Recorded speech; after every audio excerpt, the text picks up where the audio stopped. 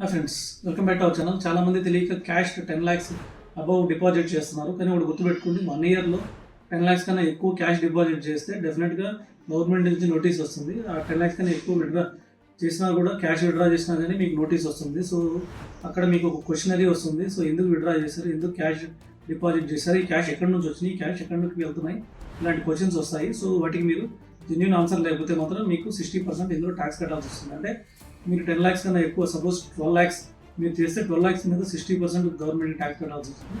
So government కూడా చాలా సీరియస్గా ఉంది ఇలా క్యాష్ ట్రాన్సాక్షన్ గురించి. సో అందుకని మీ అకౌంట్లో ఎవరైనా 10 lakhs కన్నా ఎక్కువ డిపాజిట్ చేస్తుంటే 1 year లోపల మీరు ఒప్పుకోవద్దు. అలాగే మీరు కూడా 10 lakhs అంటే కొంతమంది నాకు 4 అకౌంట్లు ఉన్నాయి, 2 lakh 2 lakh 2 lakh అలా వేసుకుంటే ఇబ్బంది అవుతుంది అనుకుంటున్నారు. కానీ ఎన్ని అకౌంట్స్ ఉన్నా కానీ మొత్తం అగ్రిగేట్ అవుతుంది. పాన్, ఆధార్ అన్నిటికీ లింక్ ఉన్నాయి కాబట్టి సో అన్ని అకౌంట్స్ కలిపి ఒక పర్సన్కి 10 lakhs కన్నా ఎక్కువ క్యాష్ డిపాజిట్ అయితే ఫ్యూచర్లో మీరు ఇబ్బందులు పడుతుంది.